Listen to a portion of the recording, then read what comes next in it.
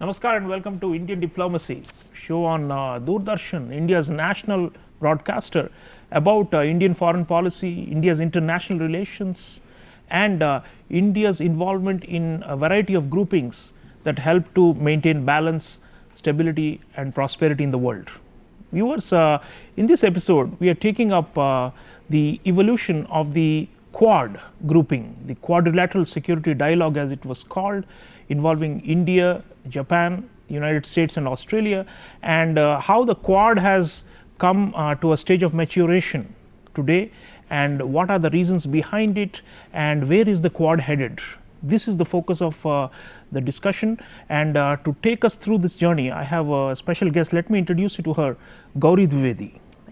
Thank you so much for having me. Gaurie Dwivedi is a senior journalist. She is senior editor at the Economic Times, important national newspaper, and is also the author of a well-known book, Blinkers Off, and how the world will confront China. So, welcome to Indian Diplomacy, Gauriji. Thank you so much for having me, Dr. Chaulia. Gauriji, the Quad was like a twinkle in the eye when the late Shinzo Abe, the leader of Japan, envisaged it way back in 2007. He spoke about a quadrilateral security diamond, and he also talked about an arc of freedom and democracy, combining the potential might of these four countries: Japan, India, Australia, and the United States. From that moment of conception at the ideational level to today, we are talking about a very advanced stage of the Quad, where they have moved from ministerial to summit level diplomacy, and a lot of concrete material projects being implemented on the ground. There is a security dimension, there is an economic dimension, there is even a cultural dimension to what the Quad is trying to do to try and shape the Indo-Pacific. Now, how would you see this journey? I mean, and what do you think are propelling the the rising coherence of the Quad, and they're coming together at such a critical moment? How do we understand the evolution of the Quad?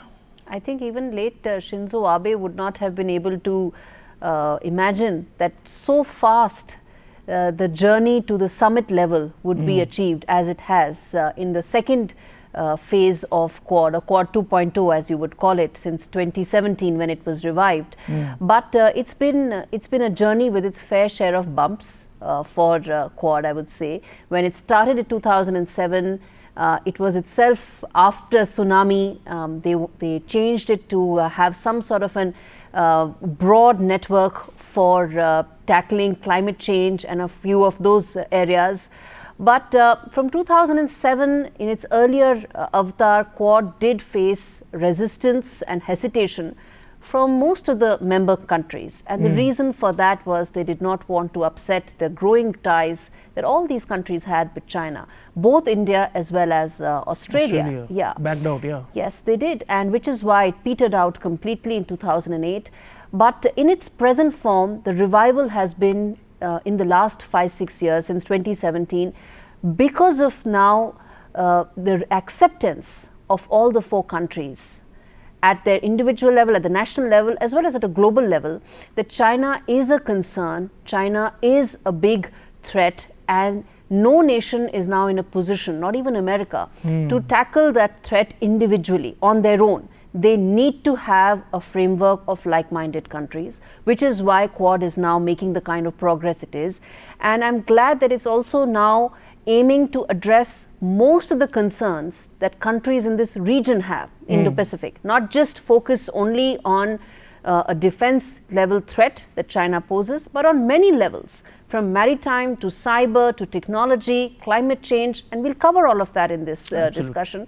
But it's very important that it's been able to evolve into becoming that kind of a framework. And Gauriji, you already mentioned the sea factor, and there's no doubt that it's China is the common shared concern, and I think could we argue that the pace and the scope of Quad has grown parallelly to the more menacing avatar of China that we have seen? I mean, especially under President Xi Jinping, they have been on the offensive, and they have been expanding both territorially and also through economic coercion and other means. So it looks like that has been a pivotal factor especially the Xi Jinping era, in suddenly waking everybody up that look, we have to get our act together and we have to, form some coalition. It's not an alliance, it's not really a formal alliance like NATO, even though the Chinese are calling Quad as an Asian NATO and denouncing it.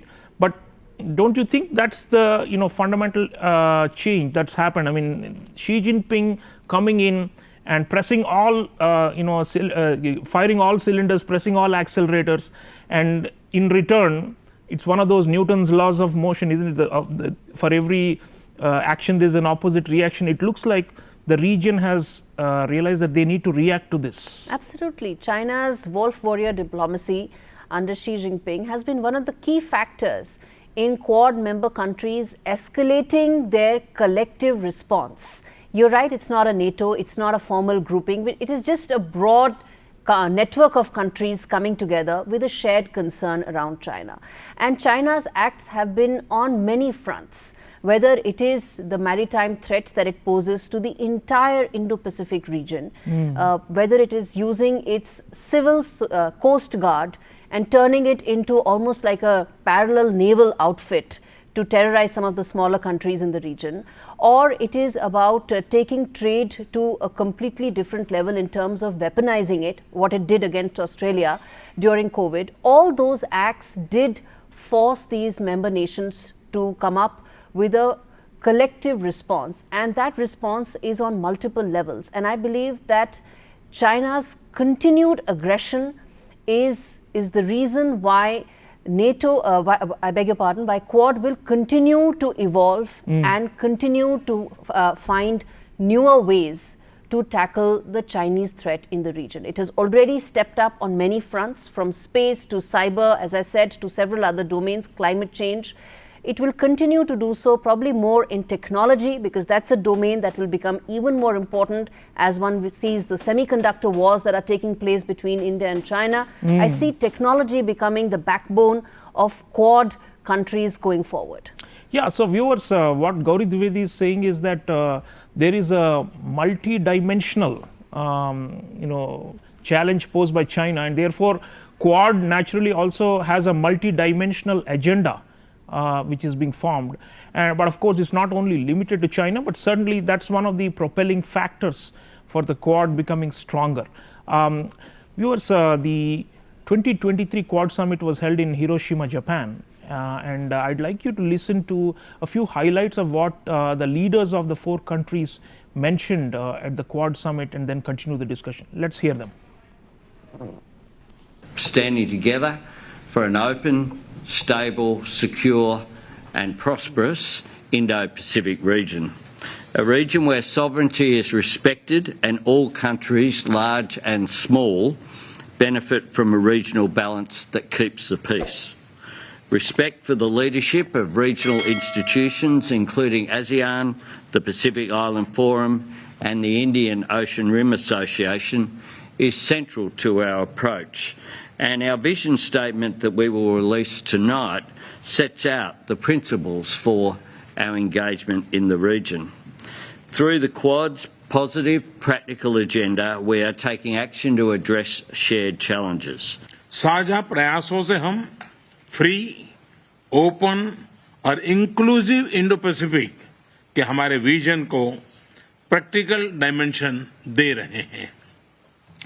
Climate action, disaster management, strategic technologies, reliable supply chain, health security, maritime security, counter terrorism जैसे महत्वपूर्ण क्षेत्रों में हमारा सकारात्मक सहयोग बढ़ रहा है. Without striding together with regional countries, FOIP cannot be attained. We will listen to the voices of regional countries of the ASEAN, South Asia, and Pacific Island states to engage in practical cooperation which delivers true benefits to the region as a force for good. I think people are going to look back at this, the Quad, and God willing, 10, 20, 30 years from now and say it changed the dynamic not only of the region but the world. And while the setting today is different, in our last 2 years, we made enormous progress, in my view. We're now launching new initiatives to keep that progress going, from projects to build secure telecommunications in the Pacific region, to strengthen our cooperation in submarine cables, new joint efforts between our private sectors to invest in infrastructure and clean energy projects in the region. And I'm also proud of the work we've done with our partners, the ASEAN and Pacific Islands. Matter of fact, I was with one of our counterparts today at the larger meeting, and he's part of the ASEAN countries, and he said, I think the Quad is a very good idea. Viewers, so you heard from the leaders talking about the Quad's intent and plans for quote-unquote practical cooperation. Gauriji, the Quad is now, in an advanced stage, definitely compared to, the early years we spoke about. And here the emphasis is on the word practical. And they're actually getting down to the ground in this region. And the leaders are talking about the 3 sub-regions of the Indo-Pacific, the Pacific Island nations, the ASEAN, Southeast Asian countries, and then South Asia, the Indian Ocean region. And these 3, they see as one, seamless expanse where they need to act together. And all these initiatives President Biden was talking about, for example, these are now being implemented in phases, and we are going to see something very concrete on the ground. For example, one of the agreements at the Hiroshima summit was to build open access radio networks which will help with telecommunications and also undersea cables for internet connectivity in the region. Now these are fundamental building blocks, what we call digital infrastructure and all that, apart from the physical infrastructure. And this is where I think there's also a security dimension. The smaller countries can easily be penetrated and spied upon by adversaries or by great powers. So I think the Quad is seen what is actually strategically important in the region, what is economically important, and we are trying to put our money where the mouth is. And so your thoughts on this practical cooperation dimension and also the sub-regions, the 3 sub-regions. And one of the things I noticed was that there's more of an emphasis now on Indian Ocean and South Asia also. Earlier it was limited mostly to Pacific islands and ASEAN. But now I think India, because we are very keen that they should also come to our backyard and do things together with us. So all the 3 sub-regions and the practical cooperation, how do you see this going? I think that has been a big change in terms of perspective of all the 4 countries. Till now, there wasn't that much of a realignment in terms of strategic priorities in the entire Indian Ocean region. For India, of course, our Indian Ocean was the most important in the Indo-Pacific. For Australia, it was the Pacific Island region which was very important, which is why the whole Solomon Islands issue has been such a big concern for Australia, rightfully so. For Japan as well as for America, the East Asia region has been very important.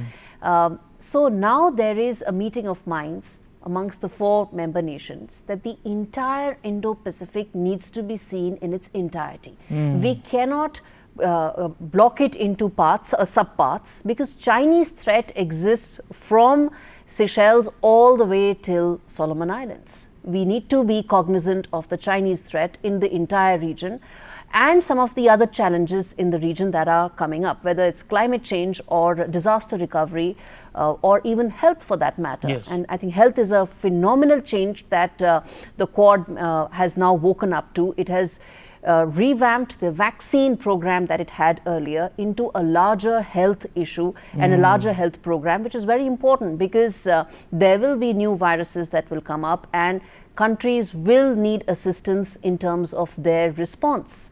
And some of these smaller countries, which are anyways significantly impacted by climate change and some of the other aspects, will need that kind of a hand-holding for health. So that's a major achievement that Quad has done. But as far as the region itself is concerned, it's very important that there is now complete clarity and alignment amongst the 4 member nations that Indo-Pacific exists as a single large maritime domain that cannot be broken into parts. As far as the practical aspect, as I said, health is one aspect. The other important area that you mentioned, which was the undersea cable region, this is in response to the digital BRI. The Belt and Road Initiative of the Chinese President Xi Jinping, the single biggest component or the most ambitious component of it is the digital BRI, which connects about 60 odd countries through these undersea cables. And the utopian idea is, or the most perfect idea is, that there should be seamless exchange of information amongst these countries. Obviously, with Chinese contractors having access to that information. They will have the back door, yeah. Exactly. And that raises serious concerns because you're talking about financial information, personal information, who knows, submarine data. It could be any and all of it. And in response to that, it is very important to have safe and secure lines of undersea cables for communication. So I think that's a very important response to digital BRI that China is very actively investing in. And Gauriji, maritime security is unavoidable because Indo-Pacific is a littoral region, and here, you know, the territorial disputes and the claims that China has been making, we know it very well. There is this aggressive push in the Xi Jinping era to impose their claims and to unilaterally change the status quo. Quad leaders have said that we oppose actions that lead to unilateral changes in the status quo or to attempt to redraw borders using muscle power. So rules-based order, essentially that's what we are saying. Abide by the UNCLOS, the UN Convention on the Law of the Seas, abide by, you know, civilized conduct, and if not, there are other means by which we can push back. I mean, that seems to be the signal. So while Quad itself is not a military alliance, there is a parallel, you know, the Malabar naval exercises and other forms of maritime, you know, naval defense diplomacy that we are doing. So there, you know, there could be crisis in the region. And do you think Quad is prepared for crises? I mean, one big question is always Taiwan. Could the Chinese go for, you know, an all-out war? Could the, you know, could they do the same by occupying more territories in the South China Sea, more encroachment in the Indian Ocean region? So you think on defense also Quad parallelly has been making progress. So you think they are prepared for crisis? I think Quad's biggest test is yet to come. Whether it is going to be Taiwan remains to be seen. But I think defense preparedness of Quad rests on the defense preparedness of the four countries and their bilateral relations with each other. Take for instance Japan. The changes it has made in its pacifist nature and the increase in its defense budgets will make it the third largest country in terms of defense budgets in the next couple of years. Yes. That intent, if it is met with the similar response by the other three countries, will make the Quad strong. It will make the defense preparedness of the Quad that much stronger. But to have a collective defense response would probably undermine its potential, because then it will give China the response and what it has been saying all along, that we've always called it an Asian NATO, and the four countries have proven it to be right. So to that extent, the defense preparedness has to be more of a national response to the region's challenges rather than a collective response. However, some of the changes that I mentioned, Japan being one, and the ability to now host some of those missiles that Japan has now taken a decision on, will have a very large bearing on the defense framework of Quad going forward. Likewise for Australia, the AUKUS is a response to that. But again, that's not Quad's response. That is the country's individual response, which will just make Quad that much stronger. Interesting. So Gaurie Dwivedi says, viewers, that not all four together, you know, can actually engage in joint operations yet. But who knows? I mean, the circumstances and the kind of Chinese conduct that we are seeing, if it reaches a certain point, then you can't rule out even formal alliances coming into place. But for now, we are doing these variable geometry, as we call it in diplomacy. Bilaterals, viewers, we already spoke about bilaterals and the importance of bilaterals within Quad. And one of the most exciting and the fastest growing one is Australia and India, which are in many ways the main pillars now to take the Quad agenda to a much faster and higher level. Viewers, I have an interesting comment from Natasha Bhaskar. She's executive director of Newland Global, a consultancy based in Sydney, Australia, about Australia-India partnership and how it is crucial driving force to take Quad forward. Let's hear her and continue the discussion. Among Quad nations, India needs investment, attractive financing for its infrastructure goals, technology and access to key raw materials, particularly critical minerals and rare earth elements. The other Quad members are looking for market access and reliable destinations for investment. So boosting economic ties under the aegis of the Quad partnership would make a win-win situation for all the countries involved. This is also very well aligned at the bilateral level. Australia and India's comprehensive strategic partnership is reinforced by a range of practical initiatives to expand trade and investment. Cooperation in defense, maritime safety and security, cybersecurity, critical minerals, water resources, skills and governance, geoscience, space, and workforce mobility. The signing of the interim trade deal, the Australia-India Economic Cooperation and Trade Agreement, is India's first trade deal with a developed economy in a decade and its second trade deal in a span of 11 years. That promises to push bilateral trade of goods and services from the current $27.5 billion to $45 billion by 2030. So both countries have also launched the Australia-India Infrastructure Forum to promote two-way investment in infrastructure and support broader trade and investment bilateral objectives, low emissions technology partnership, critical minerals partnership. So there's a clear focus to further enhance the Quad objectives through the bilateral agenda. The focus is to address vulnerabilities, manage disruptions, and reduce concentration, build in more supply chain resilience, led by collective peace and stability as well as collective economic gains.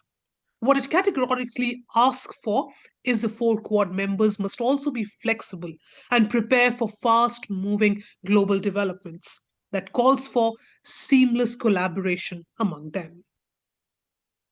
Viewers, Natasha Bhaskar from Sydney telling us that the Australia-India is motoring, the Australia-India partnership is motoring the Quad forward with a lot of important strategic bilateral collaborations.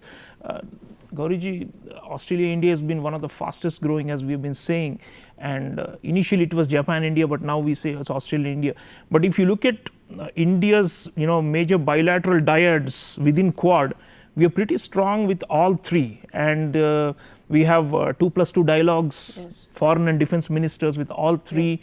We have pretty much comprehensive, special, global, you can call it whatever you want to call it, all kinds of strategic partnerships happening bilaterally, and we are working on those. And I think the confidence that we get from the bilateral then transfers to the Quad, isn't it? And I think there's hardly an area where there's disagreement. I mean, initially people used to look for, the critics used to look for which is the weak link in Quad, Yes. Are the Australians hesitant?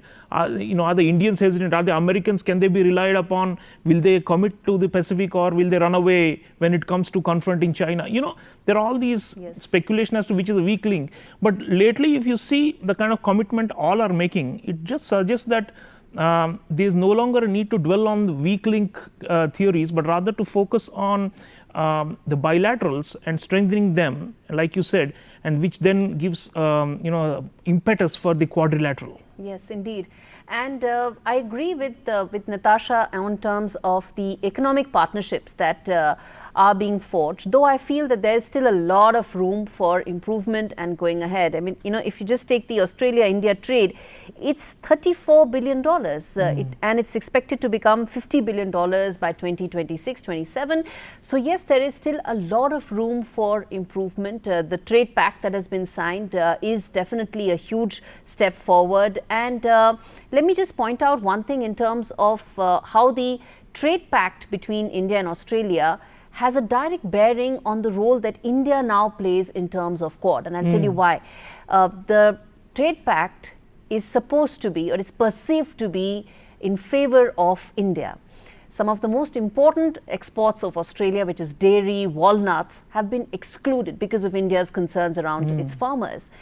And the reason for it to be excluded and still getting signed in such a short time is because Australia wanted to be on India's side. And that shows the kind of importance that Australia-India economic ties have and their larger bearing on Quad as a whole, and India's role in stitching this alliance or this informal alliance even further. And I think that is really the biggest subtext, so to say, as far as the bilaterals shaping the Quad's future. So India-Australia definitely will have a larger bearing in terms of Quad's future from here on. And Gauriji, last word, we're running out of time. There is this talk of Quad Plus and the expansion of Quad. During the COVID-19 pandemic crisis, Quad also invited Vietnam and South Korea and New Zealand to join hands in joint initiatives for public health. So, but of course, some countries in the region are reluctant to directly join Quad because of the fear of retaliation from China. But I think as the group gets stronger and more coherent and more present and visible on the ground, informally at least, I would expect that Quad Plus should be operational, because ultimately that's the way to, like we said, to maintain balance in the region. Because if you are up for a challenge against an expansionist China, you need all hands on deck. Quad Plus will come up the day Quad has a response in terms of infrastructure investments to BRI. There's a lot of commitment on that front, that infrastructure investments and the whole Quad investor network. The day it starts reflecting on ground, ASEAN will certainly tilt firmly towards Quad, and the Quad Plus will start taking shape. Whether it's Vietnam, Indonesia, Cambodia, Laos, all these countries are in direct line of fire when it comes to China. And they're also recipients of large infrastructure investments through BRI. For them to steer away from China or to step back will require the Quad to step up in their infrastructure investments. Absolutely. So viewers, the point is that Quad has made enormous progress, but there's still a lot of work to be done. And one thing that can be said is that a lot of countries in the region who are not formally part of Quad are announcing their own Indo-Pacific outlooks. Even Bangladesh has announced its own Indo-Pacific outlook. South Korea has announced its Indo-Pacific outlook. Indonesia has announced it. ASEAN as a whole has announced an Indo-Pacific outlook. So we can be quietly confident that, as Gaurie Dwivedi says, as the infrastructure and economic alternatives that Quad or Quad Plus provide, then more countries will come in and want to be part of this initiative for pragmatic benefits. If they join the BRI of China, why can't they join the Indo-Pacific Economic Forum, which includes all the Quad members, for example? So I think exciting times ahead for Indo-Pacific. It's a dangerous moment, of course. There could be war, and we can't rule out armed conflicts, but there are also these cooperative mechanisms, regional architecture as we called it, that is being built, and it's worth following and supporting. Thank you, viewers. Thank you, Gaurie Dwivedi ji. Thank you so much for joining us and sharing insights. Thank you so much for having me, Dr. Chaulia. Let's follow the Quad viewers and the Quad Plus. I think this is an exciting time, as I said, and this is the future that will, as President Biden was saying, it's not just going to define this region, but define the future of the international order and world politics. I'll see you again next time. Until then, take care.